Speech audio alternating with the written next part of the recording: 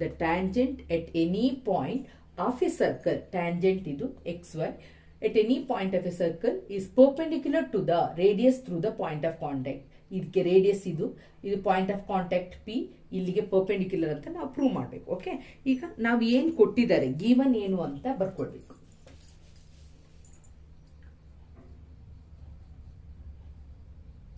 Data XY is a tangent. ಈಸಿಯಾಗಿ ಬರ್ಕೊಳ್ಳಿ ಮಕ್ಕಳೇ, XY is a tangent. ಓಕೆನಾ ಅಲ್ವಾ, ಅದೇ ಇರುತ್ತೆ ಇಲ್ಲಿ ಕೊಟ್ಟಿರೋದೇ ದ ಟ್ಯಾಂಜೆಂಟ್ XY ಟ್ಯಾಂಜೆಂಟ್. ಮತ್ತೆ O is the center of the circle, ಅದು ಬಿಟ್ಟಿತ್ತು. O is the center of circle, XY tangent, P ಅನ್ನು ಏನಂತ ಬರೀತೀರಾ, ಪಾಯಿಂಟ್ ಆಫ್ ಕಾಂಟ್ಯಾಕ್ಟ್. ಓಕೆ, ಇಲ್ಲಿ ಏನ್ ಕೊಟ್ಟಿದ್ದಾರೆ ನಿಮ್ಮ ಸ್ಟೇಟ್ಮೆಂಟ್ ಅಲ್ಲಿ ಏನ್ ಕೊಟ್ಟಿದ್ದಾರೆ, ದ ಟ್ಯಾಂಜೆಂಟ್ ಕೊಟ್ಟಿದ್ದಾರೆ. ಸೊ XY ಅನ್ನು ಟ್ಯಾಂಜೆಂಟ್ ಅಂತ ಬರೀತೀರಾ. ಫಸ್ಟ್ ಸರ್ಕಲ್ ಬರಿಬೇಕು, O is the center of the circle ಅಂತ ಬರೀತೀರಾ. Next circle perpendicular to the, ನಾವೇನಂತ ಬರಬೇಕು, radius is perpendicular to the tangent ಅಂತ ಪ್ರೂವ್ ಮಾಡಬೇಕು. ಕೊಟ್ಟಿರೋದನ್ನ O centre of the circle, XY is the tangent, P is the point of contact ಅಂತ ಬರೀತೀರಾ. ಈಗ to prove, what to prove, ಏನಂತ prove ಮಾಡಬೇಕು ಅಂತ ಹೇಳಿದರೆ ಅಲ್ಲಿ ಪ್ರೂವ್ ಅಂತ ಹೇಳಿದ್ರೆ ಪರ್ಪೆಂಡಿಕ್ಯುಲರ್ ಅಂತ ಹೇಳಿದರೆ, ಪರ್ಪೆಂಡಿಕ್ಯುಲರ್ ನೋಡಿ, perpendicular to the radius. Okay, through the point of contact, ಇಲ್ಲಿಗೆ ಪರ್ಪೆಂಡಿಕ್ಯುಲರ್ ಆಗಿದೆ. ಇದು ಟ್ಯಾಂಜೆಂಟು, ಟ್ಯಾಂಜೆಂಟಿಗೆ ಎಳೆದಂತಹ ರೇಡಿಯಸ್ ಏನಾಗಿದೆ, ಪರ್ಪೆಂಡಿಕ್ಯುಲರ್ ಆಗಿದೆ. ಅದನ್ನ ನಾನು ಏನಂತ ಬರಿತೀನಿ, OP perpendicular to XY, tangent ಮೇಲೆ ಒಂದು ರೇಡಿಯಸ್ ಇದೆ, ಅದು ಪರ್ಪೆಂಡಿಕ್ಯುಲರ್ ಆಗಿದೆ ಅಂತ ಪ್ರೂವ್ ಮಾಡಬೇಕು. ಟು ಪ್ರೂವ್ ಅಷ್ಟೇ, ಏನು, OP perpendicular to XY. Next construction ಒಂದು ಮಾಡ್ಬೇಕು ಮಕ್ಕಳೇ. ಏನು ಕನ್ಸ್ಟ್ರಕ್ಷನ್ ಮಾಡ್ಬೇಕಂತಂದ್ರೆ, ಮಾರ್ಕ್ ಒಂದು ಪಾಯಿಂಟ್ ಅನ್ನ ಮಾರ್ಕ್ ಮಾಡ್ಕೊಳ್ಳಿ. ಎನಿ ಪಾಯಿಂಟ್, ಯಾವ್ದ್ರ XY ಮೇಲೆ ಯಾವುದೋ ಒಂದು ಪಾಯಿಂಟ್ ಅನ್ನ ಅದಕ್ಕೆ ಏನಂತ ಇದು ಕೊಟ್ಟುಕೊಳ್ಳಿ, Q ಅಂತ ಕೊಟ್ಕೊಳ್ಳಿ. So mark any point, mark ಮಾಡ್ಕೊಳ್ಳಿ ಯಾವ್ದ್ರ ಮೇಲೆ, XY ಮೇಲೆ. Mark any point Q on XY, join OQ, let this OQ line ಇದೆಯಲ್ಲ ಅದು touch the circle, circle at R ಅಂತ ಬರ್ಕೊಳ್ಳಿ. ಓಕೆನಾ, ನೆಕ್ಸ್ಟ್ ಪ್ರೂಫ್ ಹೋಗೋಣ. ಓಕೆ, ಪ್ರೂಫ್ ಬರಬೇಕಾದ್ರೆ ನಮ್ಗೆ ಏನು ಗೊತ್ತಿದೆ ಅನ್ನೋ ಗೊತ್ತಿಲ್ಲ. ಈಗ ಸರ್ಕಲ್ ಅಂತ ಹೇಳಿದ ತಕ್ಷಣ ಇದೇನಿದು, ಇದು ರೇಡಿಯಸ್, ಇದೇನಿದು ರೇಡಿಯಸ್, ಇದು ಏನು ರೇಡಿಯಸ್, ಎಲ್ಲವೂ ರೇಡಿಯಸ್. ರೇಡಿಯಸ್ ಮೆಜರ್ ಏನಾಗಿರ್ತದೆ, ಮೆಜರ್ಮೆಂಟ್ ಎಲ್ಲ ರೇಡಿಯಸ್ ಈಕ್ವಲ್ ಆಗಿರ್ತದೆ. ಆಗ ಇಲ್ಲಿ ಯಾವ್ದು ರೇಡಿಯಸ್ ಈಕ್ವಲ್ ಇದೆ, ಯಾವುದೆಲ್ಲ ರೇಡಿಯಸ್ ನೋಡಿ, ಇಲ್ಲಿ ಚಿತ್ರ ನೋಡಿದ ತಕ್ಷಣ ನಿಮಗೆ ಗೊತ್ತಾಗಬೇಕು ರೇಡಿಯಸ್ ಎಲ್ಲಿಂದ ಎಲ್ಲಿ ತನಕ ಬರ್ತಾ ಇದೆ, ಗೊತ್ತಿದೆಲ್ವಾ. ರೇಡಿಯಸ್ ಅಂತ ಹೇಳಿದ ತಕ್ಷಣ ಈ ಚಿತ್ರ ನೋಡುವಾಗ ನಾನು ಈ OP ಮತ್ತೆ OR ಇಲ್ಲಿ ತನಕ ಮಾತ್ರ, ಸರ್ಕಂಫರೆನ್ಸ್ ತನಕ ಮಾತ್ರ ಹೋಗ್ಬೇಕು. ಓಕೆನಾ, ಈಗ OP ಮತ್ತೆ OQ ಏನಾಗುತ್ತೆ, OP ಮತ್ತೆ OP ಮತ್ತೆ OR ಈಕ್ವಲ್ ಅಂತ ಬರಿತೀನಿ. ಯಾಕೆ, radii of a same circle, ಏನಂತ ಬರಿತೀನಿ ಇಲ್ಲಿ, ರೇಡಿಯೈ ಆಫ್ ಸೇಮ್ ಸರ್ಕಲ್ ಅಂತ ಬರಿತೀನಿ. ಓಕೆ ಮಕ್ಕಳೇ, ಅರ್ಥ ಆಯ್ತಾ? OP equal to OR, radii of a same circle ಅಂತ ಬರ್ತೀನಿ. ನೆಕ್ಸ್ಟ್ ನಾನು ಇಲ್ಲಿ OQ ಅಂತ ಹೇಳೋದನ್ನ, ಈ ದೊಡ್ಡ ಲೈನ್ OQ ಅಂತ ಇದೆಯಲ್ಲ, OQ ಅಂತ ಹೇಳೋದು OR ಪ್ಲಸ್ RQ ನ, ಹೌದಾ, OQ ಅಂತ ಹೇಳೋದು OR ಪ್ಲಸ್ RQ, ಅದನ್ನೇ ಬರಿತೀನಿ. OQ ಅಂತ ಹೇಳೋದು OR ಅಲ್ವಾ, OR ಪ್ಲಸ್ RQ ಅಂತ ಬರಿತೀನಿ. OR plus RQ. ನನಗೇನು ಗೊತ್ತಿದೆ, OQನೇ ದೊಡ್ಡದು ಅಂತ ಈಗ ಗೊತ್ತಾಯ್ತು ನನಗೆ. ಏನು ಗೊತ್ತಾಯ್ತು ನನಗೀಗ, OQ ಅಂತ ಹೇಳೋದು ಏನಾಯ್ತು, ದೊಡ್ಡದು. ಯಾವುದಕ್ಕಿಂತ ದೊಡ್ಡದು, ದ್ಯಾನ್, ಗ್ರೇಟರ್ ದೆನ್ ಯಾವುದು, OR ಲೈನ್, ಹೌದಾ. OQ ಅಂತ ಹೇಳೋದು OR ಲೈನ್ಗಿಂತ ದೊಡ್ಡದು. ಸೊ ಅದನ್ನೇ ಬರೆದೆ, OQ is greater than OR. ನನಗೆ ಗೊತ್ತಿದೆ OR and OP are equal ಅಂತ ಗೊತ್ತಿದೆ. ಆಗ ನಾನು ಇದನ್ನೇ ಕಂಟಿನ್ಯೂ ಮಾಡಿ ಇಲ್ಲಿ ಬರಿತೀನಿ, OQ is greater than OR ಬರ್ದಾಗಿದೆ. ಏನು ಬರಿಬೇಕು ನಾನು ಇಲ್ಲಿ, OP ಅಂತ ಬರಿಬೇಕು. ಸೊ OP ಅಂತ, so OQ is greater than OP ಅಂತ ಬರ್ದೆ. ಇಷ್ಟಾದ್ಮೇಲೆ ಈಗ ನನಗೆ ಗೊತ್ತಾಯ್ತು, ಇದು ದೊಡ್ಡ ಲೈನ್ ಆಯ್ತು. ನಮಗೆ which is the shortest line to the tangent, ಇದೊಂದೇ, OP is the shortest line. ನಮಗೆ ಯಾವುದೇ ಸರ್ಕಲ್ ಅಲ್ಲಿ ಯಾವುದೇ ಶಾರ್ಟೆಸ್ಟ್ ಲೈನ್, ಒಂದು ಪರ್ಪೆಂಡಿಕ್ಯುಲರ್ ಅಂತ ಹೇಳಿದ್ರೆ ಒಂದು ಲೈನಿಗೆ ಯಾವ್ದು ಶಾರ್ಟೆಸ್ಟ್ ಲೈನ್ ಇರ್ತದೋ ಅದು ಏನಾಗಿರ್ತದೆ, ಪರ್ಪೆಂಡಿಕ್ಯುಲರ್ ಆಗಿರ್ತದೆ. ಸೊ ಇದನ್ನ ಏನಂತ ಬರಿತೀರಿ, OQ is greater than OP ಬರೆದು, OP ಏನು ಅವ್ರು ಕೊಟ್ಟಿದ್ದಾರೋ O P is perpendicular to X Y ಅಂತ ಬರೀತೀರಾ. Hence proved. ಇಲ್ಲಿ ಏನು ಬರೀಬೇಕು, O P is the shortest distance ಅಂತ ಬರೀತೀರಾ. Shortest P is the shortest distance. ಓಕೆನಾ ಮಕ್ಕಳೇ, ಇದು ಫಸ್ಟ್ ಥಿಯರಮ್. ಇದ್ರದ್ದು ಕೀವರ್ಡ್ ಏನಂತ ಹೇಳಿದ್ರೆ perpendicular to the radius through the point of contact. Radius ಅನ್ನು ಯೋಚನೆ ಇರಬೇಕು, ಪಾಯಿಂಟ್ ಆಫ್ ಎಲ್ಲಿ ಏನಾಗಿದೆ ಪರ್ಪೆಂಡಿಕ್ಯುಲರ್ ಆಗಿರುತ್ತೆ. ಈ ವರ್ಡ್ ರೇಡಿಯಸ್ ಅಂತ ಇದ್ರೆ ಇದನ್ನ ಬರಿಬೇಕಾಗುತ್ತೆ. ಯಾವುದನ್ನು ಬರಿಬೇಕಾದ್ರೆ ಈ ಥಿಯರಮ್ ಅನ್ನು ಬರಿಬೇಕಾಗುತ್ತೆ. ಅಟ್ಲೀಸ್ಟ್ ಹಾಗೆ ಮನಸ್ಸಲ್ಲಿ ಯೋಚನೆ ಇಟ್ಕೊಳ್ಳಿ. ಏನಂತ ಇರುತ್ತೆ, ಈ ತರ ಬರಿಬೇಕಂದ್ರೆ ಪರ್ಪೆಂಡಿಕ್ಯುಲರ್ ಅಂತ ಬಂದಿರುತ್ತೆ. ಯಾವುದು ಪರ್ಪೆಂಡಿಕ್ಯುಲರ್, ರೇಡಿಯಸ್ ಪರ್ಪೆಂಡಿಕ್ಯುಲರ್ ಯಾವುದಕ್ಕೆ, ಈ ಟ್ಯಾಂಜೆಂಟಿಗೆ. ಅರ್ಥ ಆಯ್ತಲ್ವಾ? ಇದ್ರದ್ದು ಕೀವರ್ಡ್. ಇದನ್ನು ಯೋಚನೆ ಇಟ್ಕೊಂಡ್ರೆ ಇದನ್ನ ಬರೀಲಿಕ್ಕೆ ನೋಡಿ. ಯಾಕೆಂತಂದ್ರೆ ಮೆಜಾರಿಟಿ ಥಿಯರಮ್, 2 ಥಿಯರಮ್ ಮೇಲೆ ಸರ್ಕಲಲ್ಲಿ ಒಂದು ಇದು ಬರಿತೀರಾ, ಒಂದು ಅದು ಬರಿತೀರಿ. ಯಾವುದು ಅಂತ ಯೋಚನೆ ಮಾಡಿದ್ರೆ. ಸೊ ಅದ್ರದ್ದು ಸ್ಟೇಟ್ಮೆಂಟ್ ಅನ್ನ ಫಸ್ಟ್ ನೀವು ಕರೆಕ್ಟಾಗಿ ನೋಡ್ಕೊಳ್ಬೇಕು. ಇಲ್ಲಿ ಪರ್ಪೆಂಡಿಕ್ಯುಲರ್ ಟು ದ ರೇಡಿಯಸ್ ಅಂತ ಹೇಳಿದ್ರೆ ಇದನ್ನೇ ಬರಿಬೇಕು ಅಂತ ಯೋಚನೆ ಇರಬೇಕು. ಈಗ next theorem,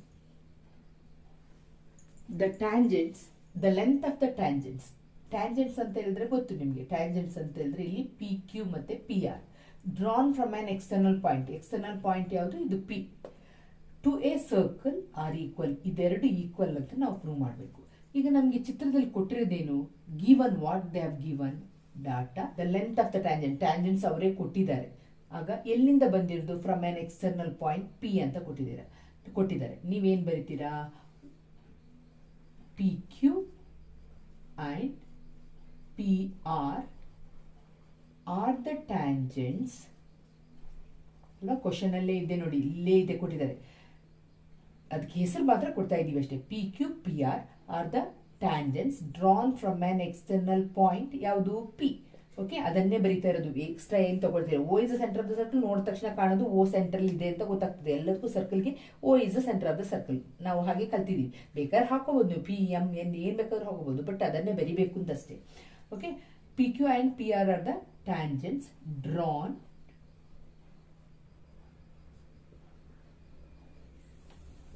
from an external point. ಯಾವುದು ಎಕ್ಸ್ಟರ್ನಲ್ ಪಾಯಿಂಟ್, ಪಿ. ಓಕೆನಾ, ಇದು ಏನಂತ to prove. What to prove, ಏನಂತ ಪ್ರೂವ್ ಮಾಡ್ಬೇಕು ಮಕ್ಕಳೇ ನಾವು.